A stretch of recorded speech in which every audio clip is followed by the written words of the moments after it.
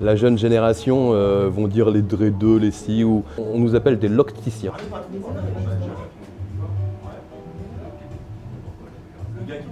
On est le premier salon à avoir ouvert en 99 et il n'y avait pas de salon pour les LOX. La LOX est rentrée en société.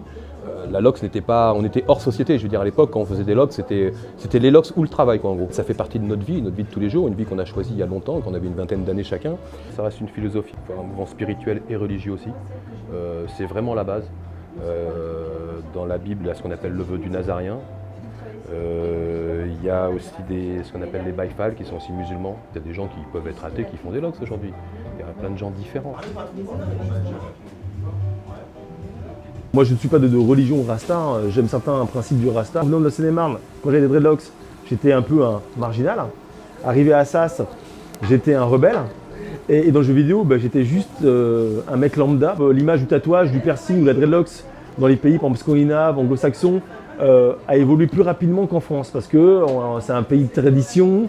On y va, mais on y va plus calmement. Mais oui, effectivement, je pense qu'il y a encore 15 ans, la dreadlock c'était quand même mieux vu, par exemple aux États-Unis, au Danemark, en Angleterre qu'en France. Maintenant, c'est des choses qui commencent à changer parce qu'avec la mondialisation, Internet, voilà, je pense que ces genres de clivages disparaissent.